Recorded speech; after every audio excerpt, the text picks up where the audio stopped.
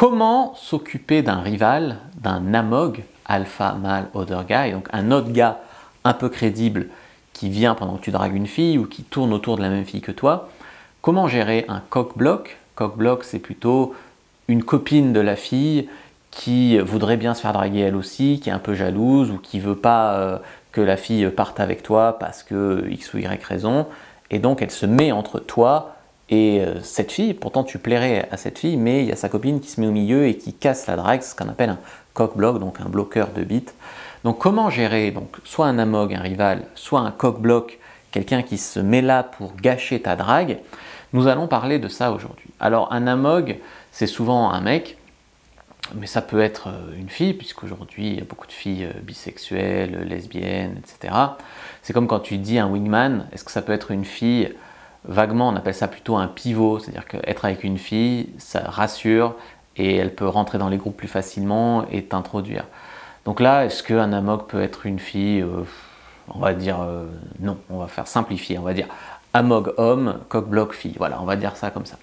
Donc la première chose à faire, c'est d'agir en amont pour que cette personne ne vienne pas te cock-block ou ne vienne pas t'amog. D'accord? Donc ça veut dire avoir une attitude où soit tu isoles vraiment la fille qui te plaît, soit tu n'es pas ouvert à la rencontre. Vous voyez, personne ne peut s'immiscer dans ton interaction. Si par exemple, tu es là, la fille elle est assise sur un banc, elle lit un livre, toi tu arrives là, tu viens lui parler, puis tu restes planté debout devant elle, penché sur elle comme ça, qui lit un livre, et bien à tout moment, il y a un autre gars qui vient et qui va, parce que le set, le groupe n'est pas fermé, tu vois, ça reste très très très ouvert.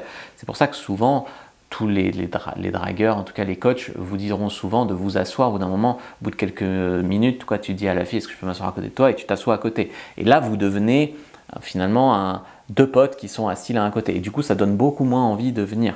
C'est comme quand tu es en rendez-vous avec une fille, il y a des coachs qui disent assieds-toi à 45 degrés d'elle ou à côté d'elle, etc. Ne t'assois pas en face. Mais pourtant, quand tu es assis en face, ça fait couple d'amoureux et ça ferme la bulle. Et quand tu es assis à côté, ça ouvre et du coup, ça appelle des gens qui peuvent venir. Donc, au contraire, moi je dis qu'il vaut mieux se mettre en face. Donc voilà, ça c'est une des raisons pour lesquelles il vaut mieux se mettre en face en rendez-vous. Donc, ce que je voulais vous dire, donc c'est ça. Donc c'est fermer vraiment votre groupe, ça évitera déjà qu'un gars vienne vous amog. Moi je sais que j'ai amog des gars, justement, parce que le gars, il était, je sais pas, je voyais un gars, il était avec 3 nanas, et puis il était sur son téléphone, il était tout comme ça, machin. Tu vas, tu rentres et tu amog et tu prends les filles. Donc il y a des gars qui ont une attitude, on va dire, de victime, qui appellent le fait que tu viens et que tu prends les filles. Donc c'est malheureux, hein, mais il faut fermer vraiment les groupes comme ça parce qu'il y a beaucoup de requins qui ne vous feront pas de cadeaux. Voilà.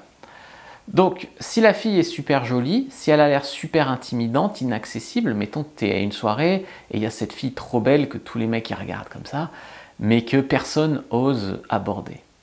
Et le moment où toi tu vas y aller, parce que toi tu vas y aller parce que tu es un dragueur, tu es un player, et c'est ce qui te fait griser, c'est de tenter des trucs, et notamment quand la fille, personne n'ose et elle a l'air inaccessible, justement pour cette raison-là, tu testes pour voir ce qui peut se passer. Donc je n'ai aucun doute que sur cette fille inaccessible que personne n'ose aborder, tu vas y aller. Donc tu y vas, et qu'est-ce qui se passe? Surtout si elle te reçoit de manière sympathique, puisqu'elle ne s'est pas fait aborder de la soirée, puisqu'elle a l'air inaccessible, souvent elle va t'accueillir bien. Et tu vois, du coup elle va devenir approchable.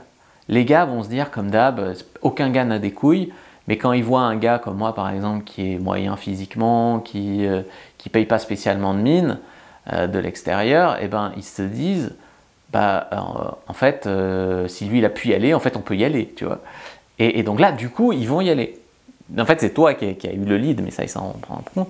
Et après ils vont y aller. Donc cette fille qui a l'air inaccessible, si un gars normal comme moi l'approche, d'un coup elle devient approchable, d'un coup tous les gars se disent en fait elle est approchable, etc. Et donc du coup ils vont y aller. Donc c'est pour ça qu'il faut bien, même sur les filles intimidantes, fermer le groupe comme ça. Donc ça c'était vraiment l'amog. D'ailleurs je vous ai fait une fiche comment gérer un amog, une cock-block, en lien dans la description de la vidéo, premier lien en commentaire épinglé. Donc prenez votre fiche pour avoir les phrases, les bonnes habitudes, parce que par exemple si tu dragues en soirée, eh ben, tu vas sûrement avoir des amogs dans un coin, surtout si tu dragues des filles qui sont dans des groupes. Alors si c'est une coq-bloc, c'est différent. Donc l'amog, c'est soit un gars qui sort de nulle part et qui veut la draguer aussi, soit peut-être même un de ses potes qui est sur le coup depuis longtemps, mais s'il est sur le coup depuis longtemps, c'est que son truc, ça n'avance pas. Là, le coq-bloc, c'est différent. Le coq-bloc, ça peut être une amie à elle. Souvent, c'est ça. Souvent, c'est une amie. Et l'amie, des fois, soit elle est jalouse qu'elle se fasse draguer et pas elle, soit c'est une fille qui te sent pas. Elle te dit, elle veut protéger sa copine parce que sa copine a bu, ou elle veut absolument dormir chez sa copine et donc elle a peur que sa copine ramène un mec. Il y a plein de raisons en fait que tu te fasses coq-bloc. Et souvent la raison c'est ma copine a bu, elle n'est pas lucide, je veux la protéger. Donc qu'est-ce qu'il faut faire? Il faut montrer patte blanche, bien sûr. Bien sûr, elle aurait dû empêcher sa copine de boire trop, mais elles vont pas jusque-là souvent. Donc si c'est une coq-bloc, il faudra montrer patte blanche. Donc si c'est des amis, tu peux pas juste virer la mogue en fait, tu vois, tu peux pas. Donc ce qu'il faut, c'est rassurer sur ta normalité, te faire idéalement valider aussi par la coq-bloc, ou alors, comme j'ai dit, isoler la fille de manière à ce qu'il n'y ait ni amog ni coq-bloc. Alors isoler, ça ne veut pas dire ah, ça veut dire viens, on va dans un coin tous les deux. Voilà, c'est juste ça. Donc essaie d'être rapide et de devenir assez proche en fait. Que de l'extérieur, on ait l'impression que vous êtes déjà très proche. Tu vois, tirez pas à Mog un gars qui est quasiment en train d'embrasser une fille. Par contre, tirez à Mog un gars qui est là, qui sait pas trop s'y prendre avec la nana, tu vois, et que la nana a l'air de se faire chier. Donc essayez vraiment de créer une impression, en tout cas de l'extérieur, qui a une impression d'intimité entre vous. C'est très important l'impression que ça donne à l'extérieur.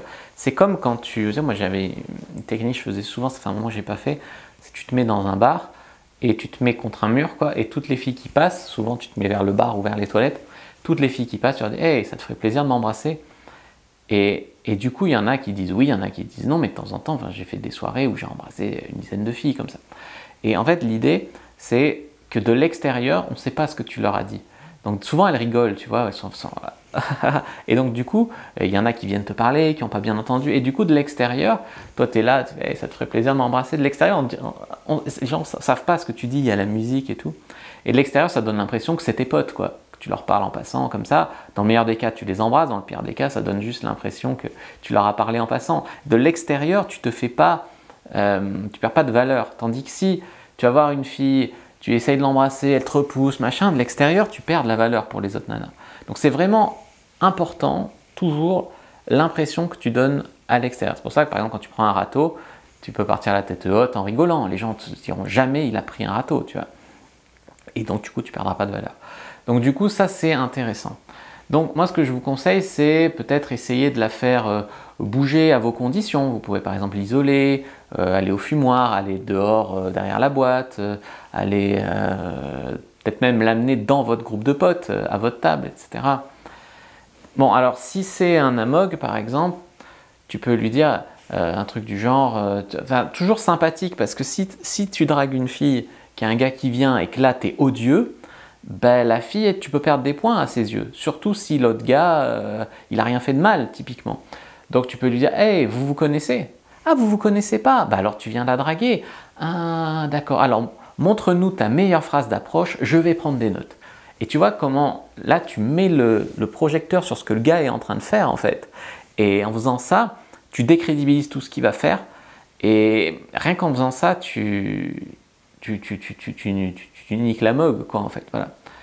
Ou alors tu peux dire, écoute, je te respecte vraiment pour avoir tenté ta chance, mais c'est ma copine. Et si la fille t'aime bien, ça peut la faire rire de faire ce jeu de rôle où c'est ta copine, et ça peut devenir vrai après. Voilà, tu vois, tu dis pas, casse-toi connard, ah, ça montre trop d'insécurité. Mais tu dis, hey, bah, je comprends, moi aussi je serais venu la draguer si c'était pas ma copine, tu vois. Mais essayez de pas trop s'engager avec lui, parce que si vous commencez à débattre avec lui, il rentre dans le groupe et il marque des points, tu vois. Donc, essayez de pas trop engager la conversation avec ce gars, voilà, en 3 phrases, il doit être dehors, Et en même temps, vous, de ne pas passer pour un connard, de ne pas passer pour un gars qui s'énerve, pas de casse-toi connard. Si c'est la coq-bloc, si c'est la copine qui vient, pas de casse-toi connasse évidemment, puisque c'est sa copine. Donc la fille va prendre le parti de sa copine, hein, plutôt que d'un gars qu'elle connaît depuis 5 minutes, même si elle t'aime bien. Alors il y a la solution du wingman, d'accord? Donc vous avez un pote de drague qui peut venir vous enlever la mogue ou qui peut venir brancher la coque-bloc. Donc ça c'est une très bonne solution. Si vous avez un wingman correct avec vous, c'est une très très bonne solution. Si le gars te respecte pas, par exemple la mogue, il vient, il parle qu'à la fille devant toi, par exemple il va lui dire « Ah, t'as trop des beaux yeux, nanana », tu peux lui dire « Merci mec, c'est vrai, tu trouves que j'ai des beaux yeux, machin », parce que c'est un gros malpoli, donc tu as le droit quand même de te foutre de la gueule. Ou alors tu peux lui dire « Hé mec, mais t'es bourré, non? T'as l'air bourré, non ?» Au moindre signe qu'il a l'air saoul, tu vas le dire qu'il est bourré, et donc du coup il va perdre beaucoup en crédibilité. Après, des fois, il y a des amogs qui sont plus intéressants que la fille que tu dragues, et du coup tu peux rencontrer un copilote, un pote de drague comme ça, mais c'est quand même assez rare. Dans tous les cas, ne vous battez pas avec les amogs, ne vous battez pas avec les coq-blocs, ne vous battez pas pour une meuf, quoi. Je veux dire, c'est comme ceux qui me disent, s'il y a une coq-bloc, je vais faire un plan à 3 avec la coq-bloc. C'est drôle, mais ça arrive que rarement dans les fantasmes. Mais bon, pourquoi pas, essaye. Faites ce qu'il faut pour l'avoir, mais à un moment, je sais pas, elle va pas te faire prendre un coup de couteau pour une nana dont on se fout à l'échelle d'une vie, tu vois. Il y en a que tu dragues en soirée, voilà. Donc, voilà, parce que des fois, il y a des amogs, ils apprécient pas trop d'être humiliés par une punchline, et on vit dans une société où les gars peuvent être assez impunément violents ou venir à 4 sur toi, ou voilà. Donc faites de votre mieux, mais ne faites pas non plus trop les cons, quoi, voilà. Et puis pour la coque-bloc, le mieux c'est soit d'isoler la fille pour pas qu'il y ait de coque-bloc. Moi je me rappelle en soirée médecine une fois, j'étais à une soirée médecine à Marseille, et il y a une fille, comme ça c'était la fin des examens, donc la fille était chaude, et en fait je lui propose d'aller dans ma voiture, elle dit « Ah ben je vais te dire à ma copine où on va ». Et donc du coup il y a sa copine qui vient, qui dit « Bon, t'as l'air normal, ok, t'es assez mignon, ok, bon, ça va le peler avec toi, mais je prends ton numéro, et si elle revient pas, voilà. » Tu vois, donc, la coque-bloc n'est pas toujours contre toi si tu arrives à te la mettre dans la poche, quoi. Globalement, soit tu zigzags pour pas tomber sur la coque-bloc, soit tu es obligé, quoi, plus ou moins, de te la mettre dans la poche ou de l'isoler de sa coque-bloc, parce que si la coque-bloc a décidé que c'était mort, la fille prendra souvent le parti de la coque-bloc. Dans le cas d'un amog, pas toujours. Dans le cas d'un amog, si tu arrives à faire voir que l'autre est bourré, ou que l'autre, il n'y a pas de répartie, ou voilà, tu peux, on va dire, gagner contre un amog, tu peux guère gagner contre une copine coque-bloc. Voilà. Prenez votre fiche sur comment gérer un amog, une coque-bloc, en lien dans la description de la vidéo, en commentaire épinglé. N'hésitez pas à liker, commenter, partager cette vidéo. Moi je vous dis à bientôt, et que le dieu de la séduction soit avec vous les amis.